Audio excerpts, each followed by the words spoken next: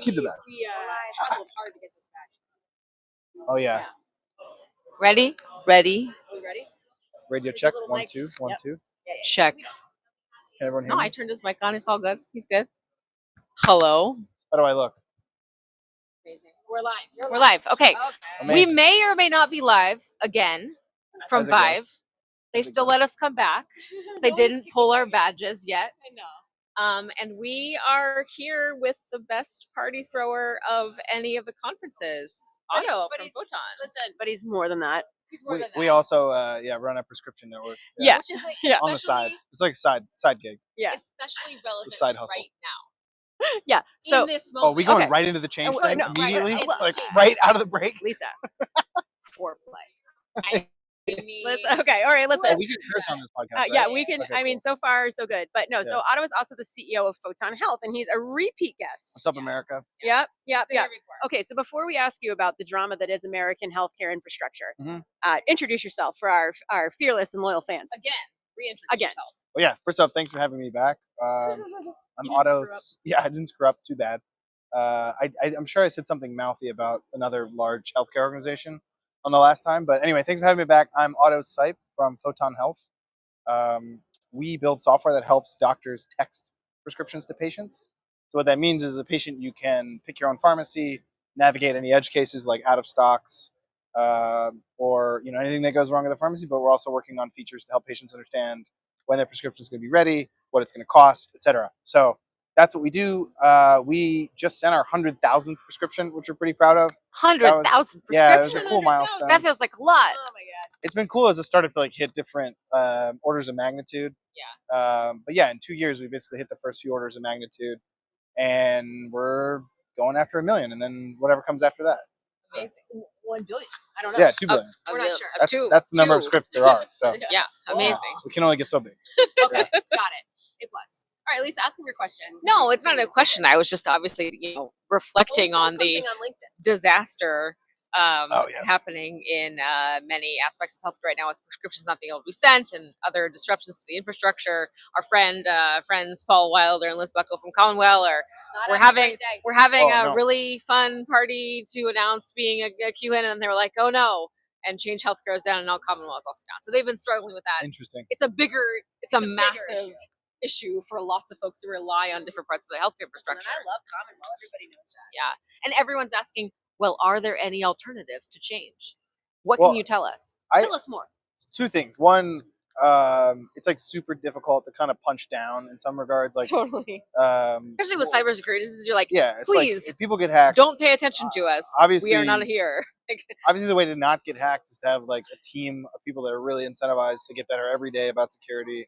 And the broader point I have about this, that with as much respect to change as possible, because obviously they're going through a pretty serious cybersecurity event. In general, to sort of criticize broadly, I don't think this is actually unique to change at all. All of the healthcare infrastructure is largely controlled by very large non-tech companies that view the technology as sort of a cost center.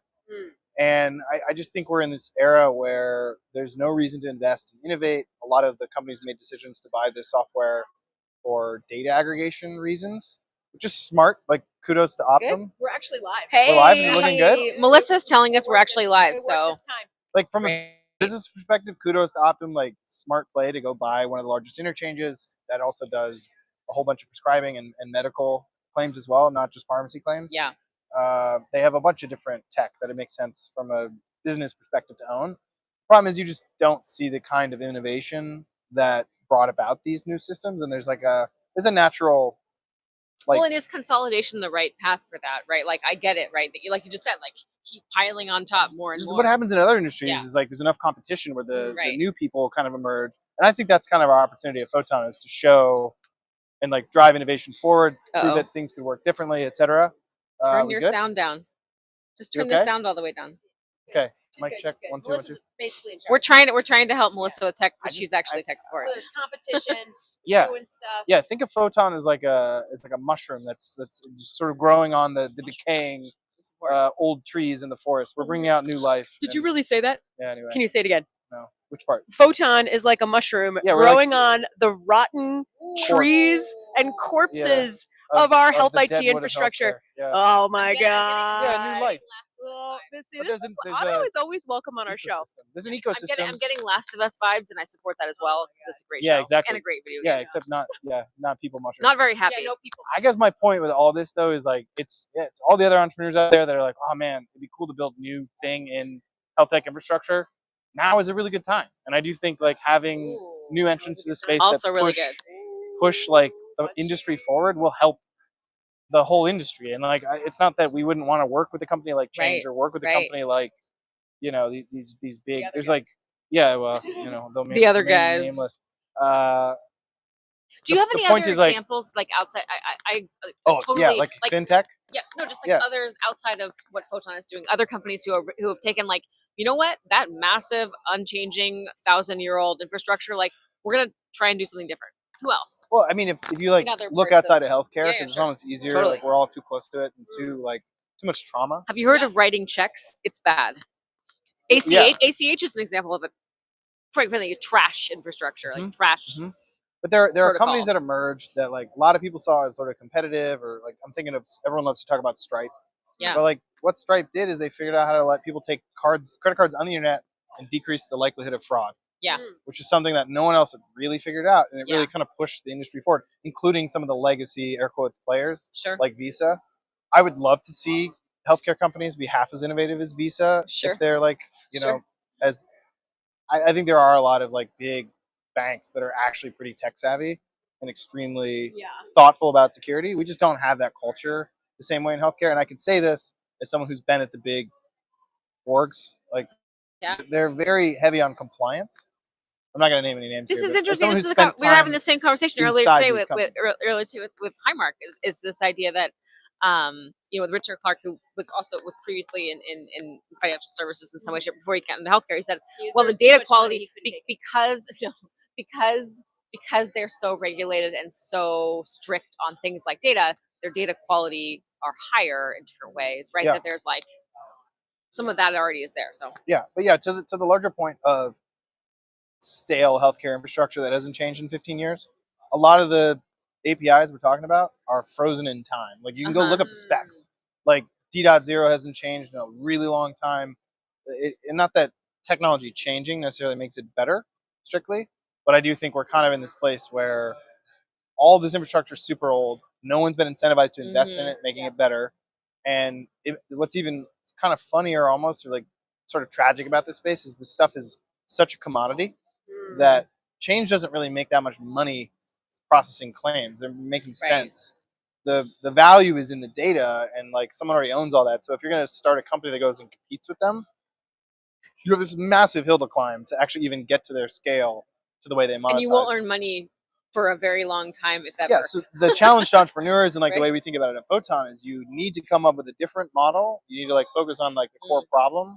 But lots of people have been asking me like, oh, why don't you just launch a competitor to Change? I'm like, well, first off, it doesn't make sense to from a business perspective. Like a lot of this stuff should be a commodity. It should be open. Right. Maybe some of this stuff could be open sourced even. But anyway, I'm getting off my point. Well- Point broadly is we need people to view this as an opportunity for innovation It's to time to push the build, whole system forward. It's Well, time to always been build. time to build. I'm into it, but it is hard. Like it's like a lot, right? So I used to work when I was Cub. I was embedded in MDON as a consultant for 6 years. Oh, yeah. Which became Change The Healthcare. Deep on And the inside.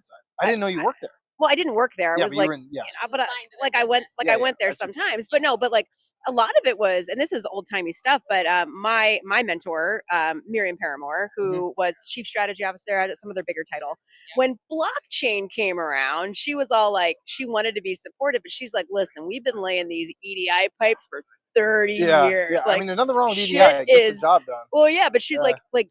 It is really hard to disrupt that heavy, like that is like heavy rail infrastructure. Yep. So like how do you do it? Because like I know, like obviously, yes, innovators, we love innovators. That's why we love you.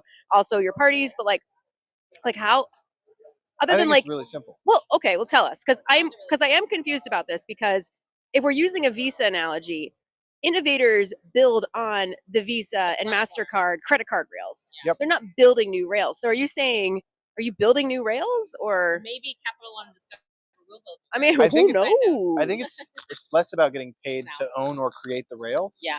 versus create the value on top of the rails. Yeah. because the reality is it's actually not that hard to connect to a PBM to process a claim. The hard Right. part is getting all the PBMs, Right. right? And vice versa. The scale involved. Yeah, it's like the scale with that. aggregation Mhm. problem. And it's obviously a problem we face at Photon. Like, how do we work across all the pharmacies and ensure that a patient can send their prescription wherever they want? Yeah. It's a very difficult problem to solve, technically speaking. But also, I guess like the higher order thing is we're creating value not by sending a prescription or doing something that already exists. Like, we would love to partner with everyone else who owns rails, and it's like Right. the value isn't the rails. The value is the commerce that can occur on top of them. So Yes, this is I'm what not we gonna call the go near utility Amtrak model of reference. healthcare, which I am a proponent of, as Kat knows. Well, yeah. Yeah. Just talking about myself. I mean, honestly, like these big, like behemoth Yeah. companies, not the drunk black fat cat Mhm. of the Master Margarita, but anyway, but these like large companies, Melissa, like She's so I losing her know mind. we talk about health data utilities, Yeah. and HIEs. Change Healthcare type companies those are health data utilities at this point. They are, but clearly there's like no. I mean, they're privately run. The Well, God bless America. maintenance, the like, did they meet all of their requirements? Like, that's where it's like I think the government's actually a little bit too hands off on it. They can say, great, like you are a de facto utility, so what does that mean? Yeah. You know, and that's actually where you have things like antitrust that could come into play, and where businesses can be forced to be broken up. Just Yeah. so you know, like that could be happening soon. I mean, it depends Like on who Bell wins. Labs. Yeah, like I mean, Bell a Labs. lot of American industries look like this. To be clear, like Totally. my 100%. brother's into like energy. Yeah. Industry. I don't know that much about it, so I'm going to butcher all this. But basically, what's happened is like the climate crisis has pushed a lot of people to build on top of like really Totally. legacy energy stack. And the point is, like, you don't have to disrupt the old rails. Like, nothing wrong with like a really well built, railroad bridge that's been here for 100 years. Like, nothing wrong with old infrastructure. Where's Joe Biden at? Just like the point is, it needs to be invested in, kept up, Just, and like that rusty old bridge is going to fall down one day. Yeah. And I feel like that's the thing. Is like you got to have modern trains. Right. You got to have modern ways of creating value in healthcare to push the economy forward and create additional value, not just like build a bridge next to the one that already exists. Yeah. I just want to be clear in case these analogies anyone's are working in case for me. anyone's listening from Pacific Gas and Electric. I want you to stop existing. Yeah, I hope yeah, you yeah. freaking die. Literally, you killed a lot of people and you just raised rates 25% more. So, that's an example of a Yeah. utility. Shout out to Georgia Power. We use nuclear, Amazing. and Really? we do not have They do, brownouts, y'all. I think a lot of New York is still on coal. Yeah. Somehow I Coal. want to believe that. Pacific Something I Gas like and about Electric can It kiss my burns. butt because Yeah. they suck. But other than that, I think the analogy is true.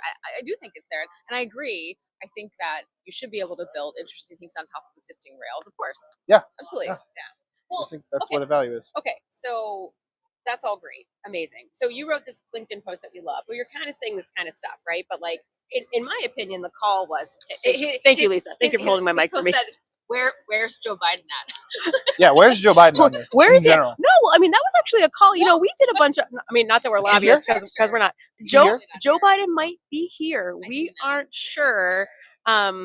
I don't know, but anyway, that's not the point. But I mean that is infrastructure, and I know some of the work that we did, which was not lobbying, to be very clear. It was advocacy. During the infrastructure bill, it was like, hey, health IT is infrastructure. Like this counts, and blah blah blah. And like, but it like wasn't even like a thing. Like it didn't count at the end of the day. I don't know. And that's. I mean, I think that's obviously very important. Clearly, I have all kinds of biases here because I really do believe in sort of a nationwide federated health data infrastructure. That's one of my major platforms that I work on with Civitas. But also, I think that, what I don't actually though, these should be public-private partnerships, in my opinion, right? That's how I look at it. There should be Check that on my involvement bingo from card. everybody, right? But it is critical infrastructure. Here we are, 2024, maybe 2025. That's what you said. I have no idea what I year don't it know is what either. year it is. And I literally don't at know. this point, we should be able to say this is infrastructure. What do you think infrastructure is? It's the rails. These are rails. Yeah. That obviously matters, and I think things like the change outage attack. I mean, there's a lot of it goes back. Like Is it over yet? No, it's not Still over going. yet. I've been refreshing that status page. Yeah, you're like, hey. Yeah, Optum needs to do some work on that status page. Yikes. Jesus. Yikes. I mean, I feel very sorry for people actually doing this because they are working their butts off, but like, this is a long time to be down. This is a long time to be down. I think that's also just a signal of just truly how bad it must have been or Yeah. is. I'm not going to speculate. This can't be good for. Heart goes this out can't be to a all good. the Yeah. people This can't be like a working good on this thing problem right now. I mean, I've been at a company when there's Right. like a security incident, It's not good. It's scary as an engineer. Like that's obviously the Right. track I hail from, but like, yeah, you're like, oh god, what mistake? It's a very What happened? so like shout out to all the folks at Change figuring this out right now. But yeah, my point is not that we need to get rid of change, but that we need younger companies pushing the industry forward and like forcing these old, infrastructure projects to be upkept. Yeah. And like Totally. I think there's a lot of value that can be created Yep. for the companies that own them versus the ones that just sort of treat them like a cost center. Yeah. And look, we're headed down a road of more of these infrastructure components that are absolutely essential to American healthcare going this direction. And if that happens, like the security risk, I think, or the even just general risk of patient access is really, really high. It's really high. Shouldn't build. Do you think we shouldn't build new infrastructure? Like, should we just like not be doing that? Or like, is there a case that like, Okay, so I'm kind of a like a transit nerd, if you will, Yeah. and I've been recently watching a lot Checks of like out. high speed rail projects. They usually fail Yeah. because they're like, we got to build high speed rail the whole goddamn way, and that doesn't work It's because you super got to lay an expensive. entire rail, It's super expensive. and maybe they're doing Yeah. it at a different gauge. So like, Yeah. and obviously I'm sort of saying it's in the context of healthcare and like what I do at Photon, but if you can lease someone else's rail to provide this like better modern high speed rail service and like a little bit of it is on rented tracks or like only part of it's high speed, like you're starting to prove Right. the point. Yeah. And that's actually what's happening in Florida. There's a cool company called Brightline. That's what I was going to say. Vive, Brightline yeah, is it's reference. actually building But rail. it's like they're like, we're going to Weird. do this by just making Weird. it work first and making the experience Right. as good as possible.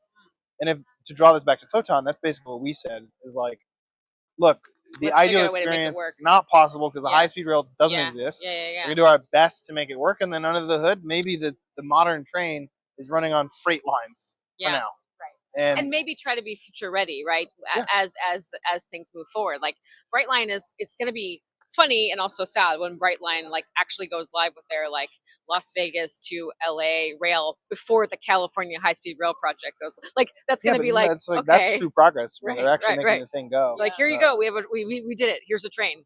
Yep. It works. Also, Here's a once train. people see something's possible, this is what I think a lot about it in terms of what our new mission is at Photon, or like now that we've kind of proven this thing works Right. at a reasonable scale, is once you show it is possible, people start to think beyond the first set of problems into the next set of problems that are more interesting. Right.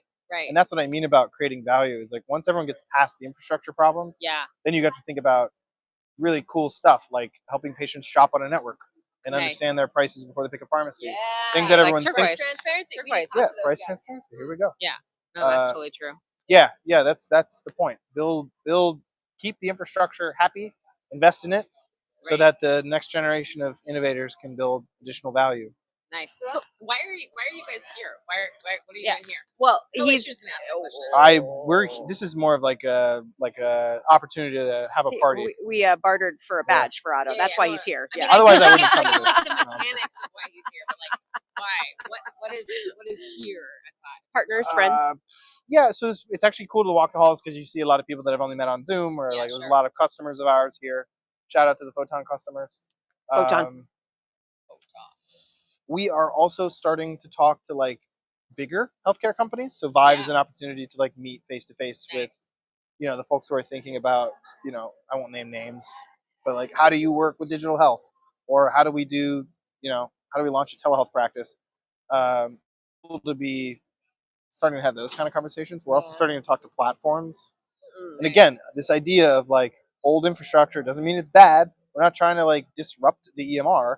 We're trying to like help push another little piece of value into existing, freight rail so that everyone can get like a slightly more modern experience. It doesn't, we're not trying to just sort of shoehorn this thing on the outside necessarily. But yeah, this is a freight rail conference for me, really. I love the fancy words. I'm here for it. Okay, so infrastructure, we gotta like improve it, so we can do epic shit. So, That's it. okay, other than Joe Biden, what is the way for us to do that? I mean, maybe you and I disagree on this part heavily, but like I really don't Tell think. these guys are in our show. What's You're up? in our show. Like you're live. Yeah, join our show. You're Is live. that you, Joe? Oh, it's not. You're in live. Uh, Joe's not here. Joe's not here. 50-50 shot. His name's Joe, though. Joe. Right. I mean, If we're being honest. so other than Joe Biden, who may or may not be able to help us with this infrastructure, Who else can help us? What else can we do to make this happen? Okay, look, I love the government and all or whatever, but I'm not, as an entrepreneur, I'm not sitting around waiting for the rules to change. There's definitely a cool class of healthcare entrepreneurs who are super savvy on regulatory Yeah. and like go start a Our guest company. earlier today, Turquoise Yeah, Health, they're like, Props. that's what we did. They're like, Props. Like we got you the can, regs, we you made can the like company, study the and then we did regs it. and Yeah. see where the market's Yeah. going and go do that. Awesome. We're mostly operating in the world where we don't need any regulatory stuff to change. And again, it's this idea of like, what is the ideal experience? Go build that, and then figure out how to work it under the Where does hood. it plug So in? you're just not waiting. Yeah. You're just going for it, and then you're going to work off the old timey 100-year-old railroad bridge. Yeah, Yeah. but also it's like once I think like we just recently had a meeting with the ONC, Yeah. and honestly, just to see people sort of highlight shared goals and say, well, we've all been talking about doing this. Yeah. It's that idea of like once you can prove the base case or like the idea of Yeah. a patient being Yeah. able to choose their own pharmacy and do it at scale, not just do it a little bit. It's not a science project, but doing it at scale, and then people start to think about what the next cool problem to solve is, and all of those next cool problems start to get toward price transparency and all the things that everyone's talking Yeah. about. Inventory transparency is another big one that the ONC cares about. So it's been kind of cool to just be like, all right, that's something that you're talking about from a regulatory perspective. We're paying attention, but like we're just going to go back and show that it works or build it. And that's where we're maybe starting to turn into a company who pays more attention to the But this is government. interesting. I guess I would say, like, here's my like free unasked for advice, right? Mhm. You guys are doing something really cool that's needed, and it's important for you to also maintain a posture of like, hey, this is what we're doing. Like, if you guys are interested and this is how, like, you want to build a Cindy or whatever, that's great. But like keeping that stance, that posture of like, we're doing our thing, like jump in. We'll happily tell you about it if it informs your policy making. Like, cool. But Yeah. you know, it's like a little bit like maintaining that confident stance because you don't necessarily need them, and they should be learning from you, and vice versa. Like, you know, Yeah. that's important. So there's a Government, I little think, lags. The government yeah. lags. Yeah. So like, I don't Yeah, I know if think they you should know come this. live, I'm not but- sure how much. Well, yeah, okay, but like, in some ways, like I love our great federal government and the states, but like, so I was at this. that's a feature, not a bug. Yeah, Your states' rights. I'm more of a federalist. I mean, we could talk about that later. But listen, Next I live in podcast. what anyway. So, but I worked at this company called Collective Medical. We actually did build infrastructure, right? We built like a massive ADT network. It was hard as fuck. Like, it's hospital by hospital connections, and everybody was like, "Why don't you just use the HIEs?" And we were like, "Oh my god," because they're mean. So anyway, they've since partnered with them. They figured it out. But yeah, this is everyone why we're sorted friends. It's fine. We disagree. sorted It's their cool. shit out. But like it was really, really, really freaking hard. And same as you, like I remember like one time we went to some federal thing and they talked about governance and we legitimately had to Google what the hell they were talking about. Right? Like Oh, yeah. it was like you, where we were like, we always do our own thing. Like this federal bullshit just like it slows us down. It's a distraction. Wah wah wah. But once like kind of like you, once we actually started having the conversations and creating a dialogue, it was useful. What was not useful was us just being like, what are they doing now? Right? Like, so, you know, it sounds like, you know, you're in the middle there. You're saying like, hey, we built this thing, and now we're like, let's start the conversation. Like, what do you guys need to know? What's helpful? What I think what you know, people who work in the federal government, they need to understand what you're doing on the ground, what you're seeing on the ground from your customers, from broadly the ecosystem that you're part of. How is it actually being used? What are the actual needs? So that's really valuable if you can tell them that. Be like, here we are. We did this work. Here you go. Yeah. I mean, I think the thing that I like about the work that I do is like we're building stuff. We're building stuff that doesn't exist. That I think in some ways ruffles feathers, right? Like no secret that a lot of people here make money off the fact that patients don't know what things cost when they show up at the pharmacy. Very true. And look, like that has to change. Yeah, I know a few people there. Yeah. They're on the medical side mostly, but yeah, again, like more innovation, more people trying to build on the more innovation. yeah. But I think more that's a really important point you just made, right? We're not Which going to is that solve it alone. a lot of people in healthcare are making money because things are anti-competitive and not, transparent, right? Like that is a true fact. And when somebody is earning money, if you do your thing, you're taking money out of their pocket. Yeah. Did they deserve it? Should they have it? Probably not. But like, that's kind of the like, The reaction is that not can be a good. little It's not bit- like, oh yeah. let me just open my pocket up Yeah. bigger for you. Yeah, I think we're also. I mean, I'm going to spout off on politics like really briefly here, Absolutely. but I think we're at a place now where the problem is becoming so blatant Right. that it is almost like amazing to me that it hasn't been regulated. Uh-huh. And I don't know. Maybe I should be careful, like painting. No, it's okay. We're such barely a broad we're brush. barely live. Like Because nobody watches the yeah, show. no one It's watches fine. this. It's fine. It's Sorry fine. if you're watching this. It's fine. This Nobody is a watches the show. fucking- It's all good. It's all good. delete this. Yeah. Delete this. She's all no. Delete your LinkedIn. That's probably a good idea. LinkedIn is the worst. Yeah. I don't think there's any like malice in the system, but it is Right. sort of slid downhill. It's not necessarily in the best interests of the government and the people for it to work the way it does, and I think it's gonna break at some point.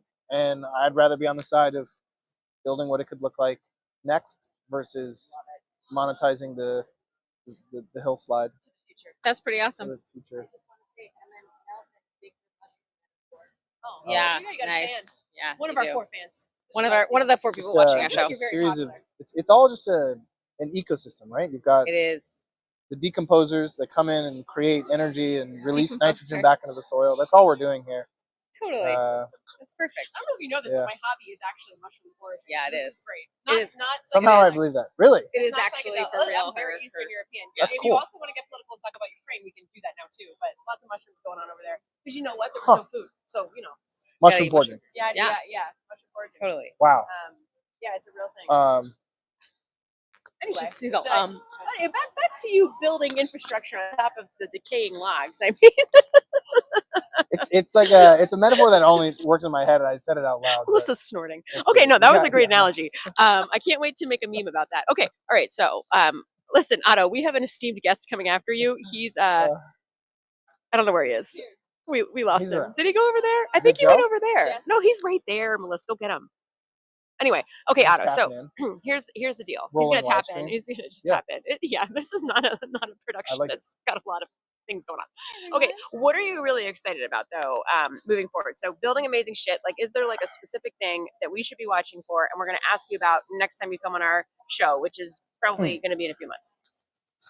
Is there a specific thing? I mean, I think what's so funny about the way that we work at Photon, or that I work as like a human, is like I don't work in this idea of like building up to a single thing. It's like it's a metamorphosis. Metamorphosis, really like a It's like a. mushroom. The I don't think fruiting there'll ever body, be some the point when we just butterfly. like ship something and like there's a keynote Incremental speech progress. where like we shipped. we did it. I don't know. I listened to this keynote speech and someone was like, "Oh yes, we launched this feature last year at Health," and I'm like, "Great, that's cool." But like, I think this idea of just like getting a little bit better every day at a problem is exactly the thing the ecosystem isn't doing. That's why we get these security attacks, whatever. So to try to connect it back to where we started, like, yeah, the thing I'm most excited about is like continuing the momentum that we're gaining. Shout out to the Photon team. Love working with this team. Like Shout out to Photon. I'm just like constantly amazed at some of the things that people on the team are working on. So yeah, just that idea of continuing the culture and growing from, we're a team of 16 now. I'm Amazing. excited And just to celebrated your second kind of birthday. Start to hit the next stage. Yes, we just celebrated our second birthday. Yeah, we're starting to kind of hit that like, next heat. I don't know. The next heat. The third heat. I love it. I There's love a it. 30 Rock reference in there somewhere. Okay, all The right. third heat. All right. Incredible. So, Otto's party, I think it's full. Oh, it's not Yeah. full. Okay. The bar told me not to let more than 100 people on the guest list. But that's fake, Okay. right? But That's like my guest list where Melissa says I can only have 69 by Fire code is I just think, double. on average, like double. what? Melissa, it's What's up? okay. They're not I'm gonna throwing a party in a few weeks and she's mad at me. And oh it's yeah, fine. for hymns. Yeah, it's okay. I get it. I get It's it. all right. Anyway, I can't go near Orlando. I understand. That's why I'm Uh, throwing a party. Sorry, Hims. I know we're coming to your conference next, but like, I gotta do something to look forward to in Orlando. It's basically the worst city in America, and that's why I'm throwing a gigantic party. So, Mhm, mhm. anyway, all right. Yeah. All right. I think we gotta change. All right, over all right. We got to Thank change you. over, Thank you, Otto. Otto. We'll God see bless you you. next. God bless Appreciate Photon. it. God Yeah. bless everything. I mean, And God bless America and our great federal government. wow. Thanks again for hosting. That was heartfelt. That was heartfelt. Yeah. I'm here for Woo! it. Oh my gosh, we got a legitimate guest here. Hold on. All right. Guest all right. transfer. Oh my God, look at this guy. New guest Yeah, coming we're- in. We're We are replacing real. Otto. The seat is Here. warm. Oh my gosh. Thank you. Here, we'll just Appreciate it. pin this on you right here, my It's not friend. sweaty There at we all. go. Nice. Uh, Yeah. This is Joe Biden. You were looking for You were looking for Joe Biden. I'm from He's- Delaware, so Oh my God, you know, like it's a natural. It could be happening. All right. It could be happening. All right. Maybe Hello. my next life. Hi. Introduce yourself. Jesse Ehrenfeld, Jesse president of the Ehrenfeld. American Medical Association. I'm an anesthesiologist, and I still see patients. Wow. Really? Grounds everything I do. Do you see patients if you're in anesthesia? I Do walk they into see the you? operating room. I talk to them. I only put remember my a hand few, on their shoulder. I yeah. listen to them Wow. with my stethoscope, and then they go to Amazing. sleep. And then you're like, count backwards. Yes, yes. They all laugh at my jokes because How you often know. do you Because it's hilarious. Day a week, sometimes it's twice a Wow. month. Just You know depends on many the doctor travel. friends who do the Yeah. big business who also Everything like Who that, also still yeah. practice. You know, Darshak Sanghavi, how do you Dr. know Sanghavi, what's that going guy. on Yeah. if you're not If in you're the not delivery there, system, yeah. right? Yeah, Like yeah. it's easy to be disconnected, Totally. and that's a problem with tech. It's a problem with Oh, a lot of this poor companies guy. We that knew he was going to be like. That's you why he's the know president. don't I think? Yeah, the actually president. have a grounded reality as they're trying to bring products to the marketplace. Yeah. So, For example, EHRs. yeah. Obviously trash. People who build Trash. them, they often haven't actually been in a clinical setting knowing how they're going to be used by human So, beings. you know, number one dissatisfier for Is the EHR. physicians. Not now. It Was. was for Okay, okay, years okay. running. Now it's prior authorization. Yeah. People hate Yeah. prior authorization. It's a pain. See, he gets right into it too. It's It's great. burdensome. It's perfect. Yeah. Overused. Lisa just like she just cut right into that last one. Painful. That's I like it. Electronic health. Nobody loves their EHR. I mean, like I don't hear like people being like, Uh, "Wow, it's like my to be iPhone. fair, We got the um, upgrade." Like My amazing. friends at Elation Health have a pretty great EHR. They work really hard to make work for Don't- primary care folks. Don't know them, but it's great. We need innovation. We need Right. new products. We need more innovators. Need, Wow. Healthcare needs pathways. more innovators. Well, so the Kina, AMA, please come on our show and talk about the Elation. AMA has supported the Smart on Fire platform Sure. as a way to try to Sure. create that innovation More applications right that place can do that stuff. you can have things that integrate, Yeah. right? Because you know we want there to be choices and tools that Nice. actually work Nice. for Nice. folks when they're in the clinic, in the operating room, in their Yeah, practice. yeah. I'm already integrated charmed by this patients. What do you say to accusations that the AMA does not represent all physicians as it should? We represent 95% of physicians. No, What are you talking that's about? not What are you- 5%. You can't- listen, So Lisa, listen. you can't please 100. No. The AMA it's beautiful. It's magical. It's beautiful. It's magical. 190. No one's ever said that about the AMA before. Except for you. 190, 190 state and specialty societies that twice a year Right, come together. right. And let me tell you what happens. You should come. Chicago in June. We will be there. Absolutely. Are you gonna? Are We you gonna? I know debate. lots of We have great folks who work policies. for We have the AMA. resolutions. People Policies and argue. resolutions? Lisa, They are you have doing their your thing? evidence. We are, and then they vote. We do. And they can disagree on really hard issues, like right? you know- Like you know- reproductive But care you know what would be access, amazing at ethics, moderating end of all care, of your Jennifer care. stuff? And then when they Good. vote, they go out to dinner. And they remain friends, right? Okay, Because we're okay, professionals. okay. Are there That like does not happen in 40,000 bottles Washington of wine? anymore. That's true. Oh my god. It used to, Well, though. And that's People what's so used to be special. friends Right. and, like, That's also, we've you maintained know, that. yeah, We've maintained that as Okay, an organization. And so, look, when I talk to you as AMA president, it's not Jesse's view. It's the voice of American medicine through that democratically decided policy. That's why it's so powerful, Okay, right? okay, It's okay, okay. 190 states and specialties. 95% of physicians are represented by those groups. We have hundreds of thousands of members, and I'm happy to give that voice. Well, it's only Amazing. 5%, Lisa. It's like I tell people, listen, you can't win the whole country. Yeah. You just can't do it. Yeah. You can't do it. hard. Anyway, It's I pretty like the AMA. Or I if you're a think they're all presidential right. candidate, sometimes the counties and the states where you live. That's, Yeah. that's what I'm talking about. Listen, Also no happens. one's ever 100%. So let's talk about reproductive rights and Sure. what the AMA stance is right now. I mean, there's a really, I think people are Yeah. probably kind of, in my opinion, naive. We're pretty naive if they didn't think this was going to happen with regards to personhood Yeah. in Alabama. Yeah. And you start doing restrictions on reproductive rights, and by the way, it expands things you don't want to expand to, right? If you don't like the Yeah. idea of people controlling your body, well, they're also going to control what happens to So an embryo. the brazen attacks on science, Yeah. Yep. restriction of care. We come at this from the foundational ethical principle that you ought to be making your healthcare decisions with your doctor Mhm. without a lawmaker sitting in the exam room telling you what you can Sure. and can't do. You know, for years it was insurance companies that were having an They're like, outsized please role come in and help in us. directing care, Right. and they're still there. Right. Now we've got lawmakers who are saying, no, actually, you can't do things that we know have evidence behind them. Yeah. This is happening in Yeah, the 'cause they're gender qualified. affirming care space. Yeah. It's happening with reproductive health care. We have this very strange case out of Alabama that we're very worried about. Obviously, look, I'm a dad. I've got 2 kids, both born through IVF. We have an embryo in the freezer. This has real implications for families. Yeah. And It's devastating. It's devastating because people like, it's not like they just were like, oh, let's make some embryos. Like, No. it is a process. No. It is like you're in like It is- $30,000 and like months and years.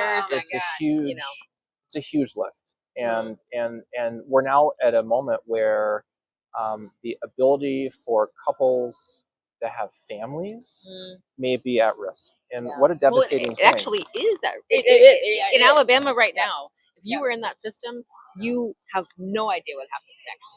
The companies won't even move the embryos now because they are afraid of legal liability. So it is a terrible situation. Bullshit. So what are you guys doing? We are standing up. We are standing up in the courts. They have amazing. We have lobbying a system. litigation I know. center that is a gem. It is. They're the unsung heroes, the attorneys that work with our partners around the nation. There's a lot happening at the Supreme Court coming up, trying to elevate, good, rational, evidence-based policy. We obviously work with the Federation, so we've got our state partners that are trying to respond where there is a legislative fix that might solve some of these issues, like in Alabama. We obviously are trying to do everything that we can through our advocacy, and that's why, giving voice to these challenges is so important, and why I'm here to talk to you and out on the road 6 days a week. Oh my God. 6 days a week. About 6 days this. a week. Yeah. That sounds serious. It's a tall glass. This of guy also works. The kids do get this guy. annoyed. Yeah. The 5-year-old is like, How Daddy, old? 5 and why are you the president of the AMA? Yeah, why'd you do that? That's my And, kids. That's my 5-year-old. so, my kids are 9 and 11. I've been sometimes on he the road goes on with trips forever. with me though, which is Oh. a lot of fun. He loves the Cheesecake Factory, so if we go to a city, he will sit in the audience as long as there's Cheesecake Factory afterwards. My boys love Delta Airlines. That's really what they're about. So I understand. There you go. But 6 days a week is a lot. So okay, can we shift gears to something more boring? Yes, anything. Single pair house. what do you think about this? This is my joke all day. No, do that. It's working Yeah. so well. Yeah. Okay, so you're at 5. Yes. Technology. Yep. Digital health. Yeah, AI, digital health. all the stuff. AI. So what are you most focused on here? When are doctors going to be replaced by AI? Yeah. It's a question we're all here's the asking. thing. Doctors will not get replaced by AI, keep making those but doctors who use AI are going to replace those who don't. It's going to happen. It's going to change everything. It already is. We released today a new guide around AI in healthcare. Check it out on our website. Part of our Blueprint for Digital Health series. Okay, I'm And familiar with that. I think there's 9 or 11 specialties where we're showing what are the use cases. Right. 40-ish% of practicing physicians are using AI today in their practices, in their hospitals, in their systems. And that's which is scary for me because there really aren't increase. many clinically validated use cases right now. So there's a That's lot of concerning. back-end office unsexy boring admin stuff. work. And by the way, it's happening. not. Who are we talking to? AI is an ecosystem. Oh yeah, I don't remember. My brain just. ecosystem. Sorry I for don't- whoever I said don't it to know me. about that. Yeah, Toaster. maybe. The guy who said AI is like a toaster. I don't see it. Anyway, but but Nikhil also told the us point AI is- is dumb. It's going to do dumb things. The point is, it's like, there's things that you are going to class in the world of AI that are truly, predictive analytics. They're in the universe of AI. And people call things AI That are that's not not really AI. But look, but plenty of uses we like have so much pressure on the workforce. Like, have you Yeah. tried to find a new primary care doc? Like, ever? I have. It's hard. I It's have. impossible. 90% of U.S. counties have no pediatric eye doctor. Yeah. Does not exist. Yeah. So we have 83 million Americans don't have access to a primary care doctor today in America. Tremendous pressures on workforce. We could not open medical schools, residencies, nursing schools fast enough to solve this problem with the population demographics, the burden of chronic disease. We're going to have to lean on technology. The numbers just don't work out. We're going to There's have no to way. lean on tech. We're going to have to think about how do we incorporate the AI tools to re-engineer our workflows to augment my capacity to improve what I'm able to do. And there are shining examples of this. I could give you a whole bunch. You can check out our guide where some of them are listed in there. But if we're going to boost the capacity of our workforces, we're going to have to lean on these technologies. But they got to work, and we need to make sure that they integrate and are an asset, not a burden. And obviously, the EHR didn't quite live up to that when we paid through our tax dollars the incentive to deploy them all across the country. Thank you, because I was employed by an EHR at the time. But also, now from this point of view, I can see. I hope you put it in the market. She was also employed by our great federal government, so Lisa's just checking all. There you go. Yep. Yeah. Okay, so workforce. We were just talking about, Yep. as you said, physicians who use AI are going to replace physicians who don't. Yep. We already have Other we have a shortage. providers, team-based. I know that's a kind of a somewhat dirty word among the AMA. Team-based, We- non We believe in teams. non-MD We, led. we believe in teams. Look, here's the deal. That's Every the line for you all, though, every is MD patient led in or America not, ought to have access to physician-led team-based care. And I used to run the interprofessional health training program at a large medical school. Nursing students, physician students, social work students, pharmacists, all working together in teams. Beautiful program, right? The whole idea of siloing care through creating like these little independent things makes no sense. We know patients do better when they can leverage the expertise of those different perspectives, right? Those different training opportunities. That's what we want. Unfortunately, there are folks in the world who disagree with that. We continue to obviously try to believe that physicians ought to be the drivers of healthcare, and obviously we're having some success and some failures. Well, a lot of this also comes down to the way that physician education happens in America, as of course you know. There's changes happening, like you said. We could never open enough medical schools fast enough to make it happen. But if you look at other countries who obviously aren't as big and as complex as the US, they have different systems where doctors are in the positions that maybe some advanced practice nurses are in the US, right? In their training, right? They come out of school earlier, they're in those junior doctor type of roles, and they become practicing doctors. We just have this really kind of weird ahistorical system that we've created here. Well, there's a huge movement, and the AMA has been a driver of how do we reform and accelerate change across health professions education. And a driver of this is this movement towards competency-based education, right? Rather than having a butt in a seat for 4 years because that's what the legislature prescribed and the accreditation standard is. Demonstrate that you can do the thing that you need to do and then go off and do it, right? And so if we can make that shift, and the aim is put almost $50 million into this large program. This is one component of it to try to accelerate that change. Then maybe we can actually start to expand the workforce and reconfigure some of our training models. Well, and I'm happy and not just in physician education. What was your undergraduate major in college? I was a chemistry major.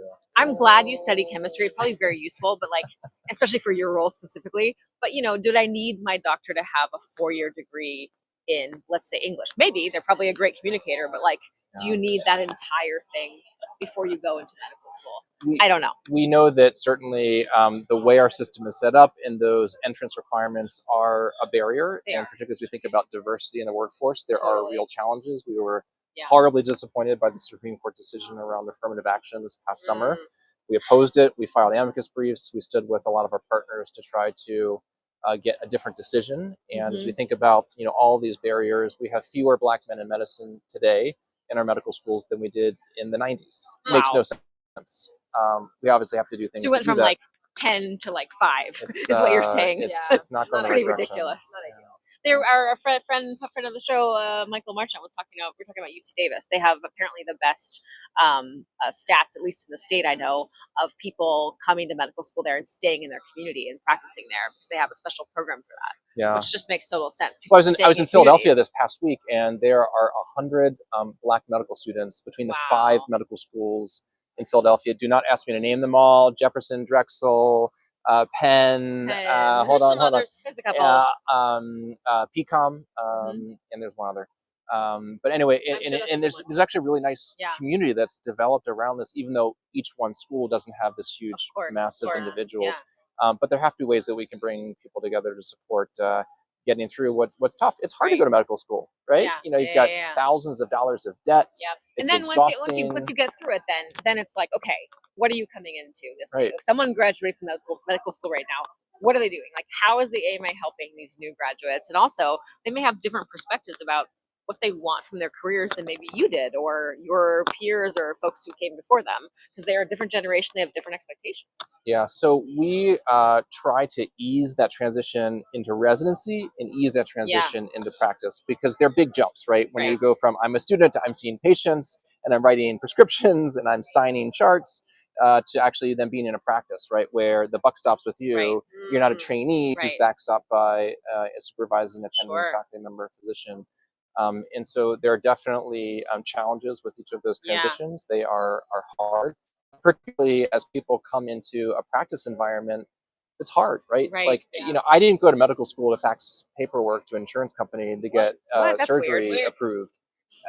Like that's the state of affairs. Like, how is that possible that we're using fax machines today in 2024, and is. yet practices are doing that. So we've got to reduce these obstacles, make it easier. A lot of schools historically didn't, we teach the medicine, we Right. teach the disease, Right. but we don't teach about the delivery system. Well, How do you actually get patients the Right. care that they need? So, Right. Through our program, we're trying to accelerate that content to be pushed out at the undergraduate level for medical schools, as well as through residency training programs. We're having some success. Well, so there's a couple things. There's delivery system, yes, but also policy and regulatory, and then bringing it back to where we are right now, health tech and healthcare IT, right? So some people certainly are coming in, they're going through medical school and they're coming out a little bit more tech savvy, tech literate, expecting to use technology in a certain way, but they're coming up against, like you said, oh, and by the way, we still have a fax machine. You better learn how to use it, right? So, like, how do you all think about the things that are not included in standard medical education that folks or entering their residency or entering their practice are going to need, which is that policy savvy, delivery system when we started savvy. our accelerating change in medical education program in 2013, the majority of schools, students would graduate without having had access to an electronic health record. Wow. Right, Wow, because wow. they're students. Yeah, they don't have right, credentials to right, sign charts right, or to right. put things in. That is a must. That man. has, Wild. we have worked really hard to shift that, right? So obviously it's critical. How could you go through training and not interact with this really foundational piece of software that drives so much of how we end up delivering care and understanding what's going on with patients? So, we worked with one academic center to create a teaching EMR where students could have an experience of actually going in and doing all the things, not having to wait until, you're a resident. Now you have access to, sign orders and do those kinds of things. But we have a long way to go to make sure that, we are graduating students and trainees who are equipped to work, not just in the delivery system today, but whatever lies ahead, obviously driven by a lot of technology. Well, advocacy as well, right? Well, yeah. And back to prior auth. You mentioned that's like number one pain point. You love it. It's your favorite thing about healthcare today. We got a prior huge auth. win, by the way, last month out of CMS. Yay, Alex. It Thank will you, Alex. save God bless Alex $15 billion over 10 years of practices because of requirements for electronic prior authorization. And I will tell you, this is like a little irritating, but we convene third-party payers, and there are principles out there. They signed off on them, and then they ignored them, right? Which is really frustrating. So, what other choice do we have but to go the regulatory route or to ask for congressional action? So we are grateful for CMS's work in this space. It's going to take a while to implement, but 2026, 2027, there will be EHR required integration for prior auth. Yeah. And it's so funny because the third-party payers, the last year, they've been like, yeah, e-prior auth is great. Log into my portal with my password and my system. That's not what we meant. And I've got 30 contracts. So I've got to sign into 30 different portals. It makes no sense. This will smooth that out. And it'd be better if we just got rid of prior authorization or made it less burdensome or less overused. But this will be a huge step forward. I just really want to move towards, as I was saying, like the no wrong door in payment, right? You show up, you get care, and then we figure out the things on the back end. Really, truly, like we can't put that burden on physicians, on providers, on patients. It's and we ridiculous. supported the No Surprises Act. Patients shouldn't be in the middle of like a bill when a narrow network from the third-party payer made the anesthesiologist out of network, and they had no idea because they came from emergency surgery. Yeah. But the implementation has been wonky, and now there's a series of lawsuits, and it's slowly moving to a better spot. But unfortunately, it has completely disadvantaged practices and hospitals and physicians in a way that has not been certainly not consistent with congressional intent. Who should earn less money in healthcare? Where are the administrators? They're around somewhere. Look, there's a lot of money being sucked out of the system. By whom? By third-party payers, by administrators. That would be better spent through preventive care, investment in public health, and obviously physicians got a 3.37% payment cut January 1, which adds up to 10% payment cuts over the last 4 years. And if you look at physician payment increase over the last 20 years, since I started medical school in 2001, index for inflation, it's been 0.4%. Nice.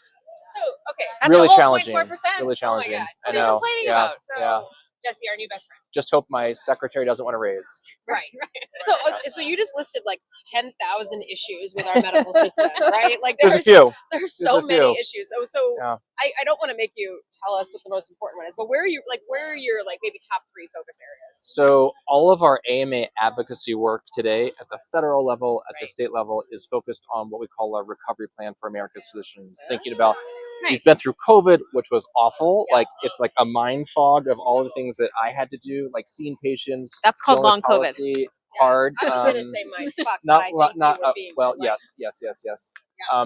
Having a rational Medicare payment system, Right. making sure that we deal with prior authorization, making sure that we have digital health tech tools that actually work for patients, making sure that we have physician-led care teams, and obviously all the sundry issues related to ensuring that patients have the autonomy to make decisions.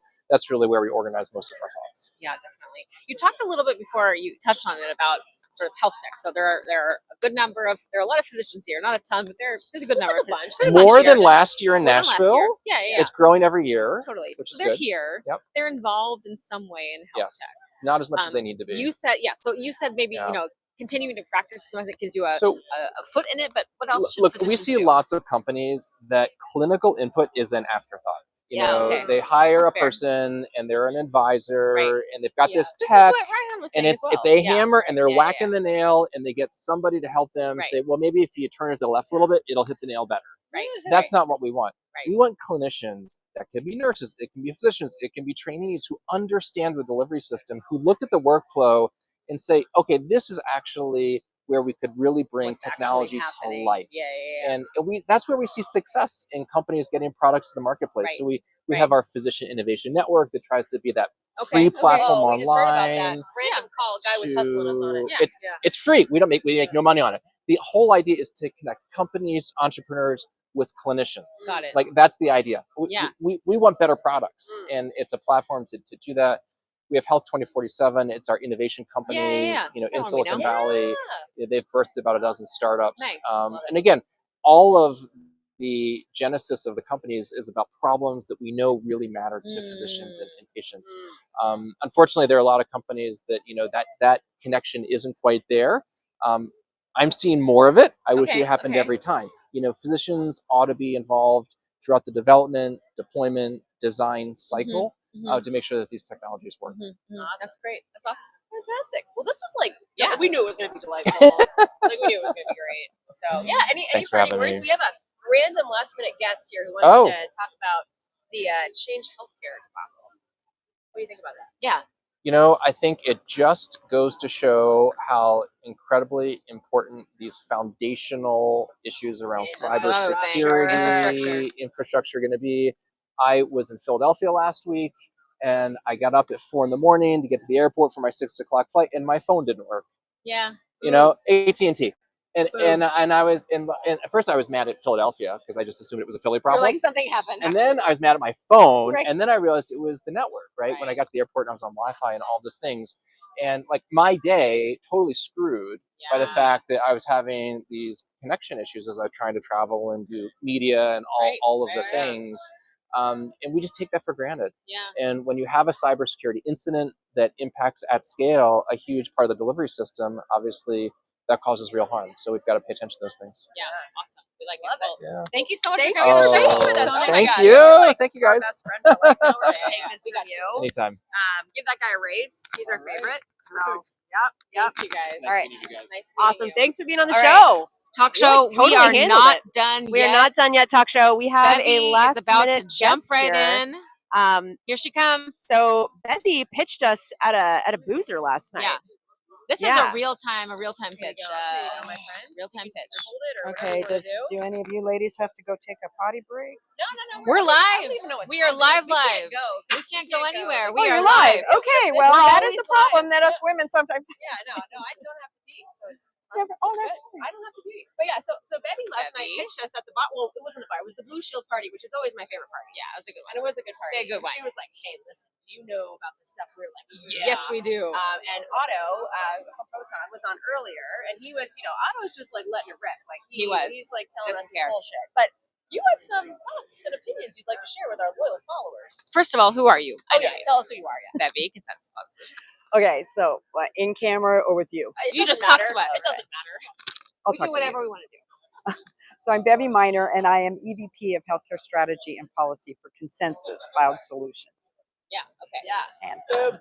So what do you want to tell us about the What do you change tell us? situation?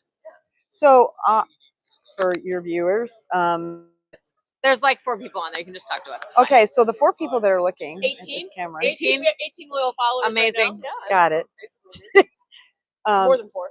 Last week, our electronic prescribing system, our backbone in America, had a cyber attack. Yes. And I'm telling you that cyber attacks at a hospital are chump change compared to taking down the electronic prescribing Totally. system in this country. Totally. So hit us at a really vulnerable space. Yeah. The way e-prescribing works is it is the best example of interoperable transactions that happen for Yeah. patients. And last I checked, I think there's over 5 billion prescriptions written every single solitary year. That was pretty much what we heard earlier too. That's what he told us. You can only go so high. Yeah. 5 Right. billion prescriptions every year. And when you disrupt that continuity, you're not getting patient care. So Yeah. this is a really big, it's a big issue. And there's no foreseeable time frame. I tried to check the media today to say, okay, we're back up. Yeah. So how does a patient get the prescription filled? Let's go all the way back to 2006, 2007, when I was the executive director of a program called the National E-Prescribing Patient Safety Initiative. Yeah, of course. Right on. Okay, so pre-EHR money, what we were trying to do at Allscripts at the time, we had an electronic prescribing standalone solution. Just try to get the docs to get rid of one simple workflow and make it digital, make it electronic. And that paper, One very sticky that workflow. Yeah. paper pad, that pad that's like this. Yep. Our competition was this. Yep. Yep. And physicians were like, you know, I always have it in my coat pocket, and I can rip out 3 prescriptions and hand it to people. So luckily, based working with CMS and getting some incentives in place, offering our product for free, so physicians didn't have to pay for prescribing. Having mainstream media hit headlines about how dangerous the paper prescribing process is. Totally. Right? I mean, people, Risky, hard yeah, to you got a read, farm tech that's problems, 19 that takes a decimal, moves it one way or another, and you've got a patient that, you know, is on twice the amount of a Right. blood thinner, right? Right. We were able to move the industry under my direction of that. We got about 150,000 physicians Nice. on electronic prescribing. Nice. Right? SureScripts was the backbone. We could identify patients using the right level of MPI and all sorts of stuff. And voila, the village was, switch was flipping and prescriptions were moving back and forth. Then every EHR had electronic prescribing built in, but even still, we tried headlines, this is free. We tried headlines, you know, patient safety, until physicians got the incentives, Right. the money to do Right. at least 50% of their prescriptions electronically. Did we really see hockey stick adoption? Right. I give you that history And now it's an because expectation. never had we ever thought that just wouldn't keep flowing. Yep. Right. And patients today go, what, a paper script? What am I supposed to do with this paper script? Yeah. I mean, Like, take it to the stick pharmacy. it, like I have to drive to the pharmacy and then wait for my prescription to get filled. It took forever for us to get controlled substances to be able to go electronic, because the Justice Department at the time said, oh yeah, but that could have abuses. I go, so at the time, our chief technology stole a prescription pad, just a couple pages, took it down to Kinko's and asked Kinko's, oh, I'm Dr. So-and-so and I need some more prescription pads. I mean, that's abuse of the system. So anyway, when it's electronic, you can find fraud. So fast forward, the industry is now just, I mean, we're passive about it. It just happens, it happens, right? So if you take that down, what are you left with? Yeah. You're left with the physicians who think a prescription went through because it shows it goes through out of the EHR, just never received at the pharmacy. Yeah. So patients are showing up at pharmacies going, where's my med? So Where's right my now med? the physicians are sending, are they think They're they're sending they're prescriptions. sending. And it's like It's not going anywhere because the Right. entire the backbone is down. Right. Patient showing up, their prescription is not there. They Yeah, have no you're idea not, what the to do. physician's not getting Yeah. a, Yeah. you've This been didn't work. cyber Yeah, attacked, like Sure. warning. They're just a Um, system failure, system not available. There's whatever. nothing. Yeah. I mean, they just think it went through. Yeah. So now the way that you pick up, we're all patients, you pick up your medication and it's $20, it's $30, right? Because it is going through the pharmacy benefits management companies. Right. So it's being adjudicated in real time. It's getting approved via the clearinghouse. by the that Change clearinghouse's runs. Life Yeah, Change run, or Cover My Meds was impacted too. So I heard, is that process is where this completely broke. So the pharmacies are saying never got the prescription because they were never able to adjudicate anything. And I had this experience too because I hurt my knee, and so I was trying to get an anti-inflammatory before this show where I had to walk around a whole bunch. Went to go pick it up at the pharmacy on, it was Thursday or Friday, and it wasn't there. And I'm like, well, I was right there when she sent in the e-prescription at my ortho doctor's office. Right. Do you want me to call them? And he said, well, you're going to need to call them, but you're going to have to tell them to fax us the prescription. Amazing. Or call in the prescription. Wow. Because the systems are down. Didn't you hear that the system was cyber attacked? And I You're think like, I was at no. I think I was at CVS, and I didn't know at the time. I said, "You got to be kidding me!" So you have to get a fax, and you have to get a phone call to get this in. So now we're back to the days before electronic prescribing. Now, what our flagship product is, it's digital cloud faxing. We're eFax. We do 4 billion pages of healthcare faxes every year. And we're also the FedRAMP certified cloud faxing solution for all of the VA, all the VA. And there was just, I think CNN wrote a use case article about Camp Pendleton, where the patients at the Camp Pendleton hospital could not get their prescriptions. Great. You have behavioral health meds. So you've got a patient diagnosed with depression disorder, anxiety disorder, bipolar disorder, you name it. It is so important that the continuity of their medications continue. And when they don't have it, because they got to go, and it's this controlled substance, they got to go back to their psychiatrist. They can't do a telehealth visit. Right. They got to go pick up that prescription with paper. It's not going to work. Yeah. And then go down to the pharmacy It's not going to work. and do it. And not exactly a low barrier access moment. No. Yeah. So what I think this horrible lesson what is is this trying to teaching teaching us? us Yeah, what do we do? is that when you have a sender and a receiver, we're not going to do things with little cups and strings or any of that kind of stuff. And we are not professing paper faxing, because a lot of that is not even HIPAA secure. Is that at its simplest form, the sending and the receiving just need to stay alive. Yeah. We don't want to do paper prescription. But when you have a way to send a prescription via digital cloud fax, and it can be consumed into a pharmacy system, which our systems can be mapped to anything, and it can come out of the EHR, that at its very simplest, we have to recognize in this industry, and it's not a backup plan and it's not a fail-safe plan, it's just a recognition that there is still so much digital cloud faxing being done in the industry today that there's no shame in it. There's no shame. There's no shame, Lisa. What are you going to do? And how you? There's no F don't have any other word. option. When I introduce myself, and sometimes I talk about, well, what does Consensus Cloud Solution do? Well, we extract intelligent data to make it structured data, right? But when I talk about our flagship product, I say, yeah, I represent the F word. I am a part of this F word. I'm a part of the global fax infrastructure. Yeah, and I know you want to get rid of the F word, but we know that even from a health equity standpoint, not every care setting got an electronic health record from We were CMS. talking about that too earlier. Yeah, totally. Right? 100%. So you've got the birthing center and the substance abuse center. So Right. from a health equity standpoint, how can they digest, send, and receive information? And a lot of this is not a sending problem. We don't have a sending problem in interoperability. We have a receiving problem. Right. So we can send messages all we want. Look at what happened with the prescribing system. We send messages all we want. But how can it be consumed on the other end? And we want to move towards structured data. Right. I'm all for it. I'm for FHIR and everything. I am for, really making sure that structured data is actionable, it's instant, and it can be shared. But we have to recognize that there's care settings that are not going to be able today be able to afford the infrastructure to communicate using things like TEFCA, FHIR, HL7, X12. Yeah.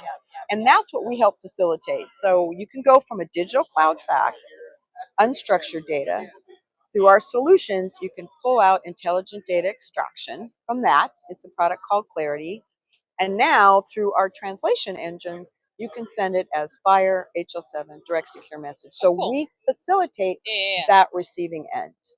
Right? So in this example of what happened, the simplest thing is our cloud fax volume has really, we can see impact. I mean, we just know It's gone way up. this is what's Yeah, happening, yeah, yeah, right? But if we want to turn that into a structured, prescription order, we can turn that into structured, and we can map it to the pharmacy system, so they don't have to do a bunch of data entry. Got it. So let's just say, let's fast forward, this thing is fixed, right? There's a whole bunch of paper, well, unstructured, and phone calls, prescriptions that came in, right? I envision, I haven't found out if this is really true, but I have this vision that it's like this broken fax machine, all this paper is going everywhere, right? Imagine all that in the cloud somewhere, that there's still there's going to be a backlog. A backlog of how do we get the medications that were filled put into the patient's records once everything goes back up and running, or even now it has to be put in, because you go to see your doctor and they sent a fax prescription in, and that doctor needs to know that you were given a pain med, or you were given a blood thinner, or something like that. Is that we can take all that lockdown, all the prescriptions that were faxed in, we can turn them into structured data, and we can get them back into the pharmacy IS systems, back into the EHRs. There's companies like ours. It's not, we don't corner this market, but a lot of the regulations that are coming out under ONC and CMS are trying to push a standard, which we all need, of data sharing. But you can't make it so prescriptive that you don't allow translation companies. I mean, look, the UN, not everybody has to speak English, because there's translators in the middle. Like we were just talking about, it's not one system, right? It's not one system, and it's not one system, and we do need to have on ramps and things that can happen over I know time. you said it's not a backstop, but yeah, I mean, in this case, there would have been a backstop that could have been helpful. Yeah. Yeah, no, I totally get that, and I think that it'll be interesting to see how this comes out, how it resolves itself. Hopefully, very quickly. It's obviously incredibly disruptive to people's actual lives. We want to acknowledge too. Oh my gosh, yeah, I'm late. We're late. We want to acknowledge too, like, this is an attack. This was an attack. It's bad. It's ongoing, and it's not good. But there are fundamental issues underlying it that have been there the whole time as well. Yeah, absolutely. Well, and I think when you really think about it, so some of our biggest customers are the EHR vendors. We are very okay. So all right, we got to wrap. Final thoughts. Final thoughts. Don't be afraid to go back to digital cloud faxing when you have to. Got it. I mean, it keeps the industry communicating. Awesome. It really does. Well, thank you, baby, for jumping in. Okay, you're welcome. Bye, friends. See you later.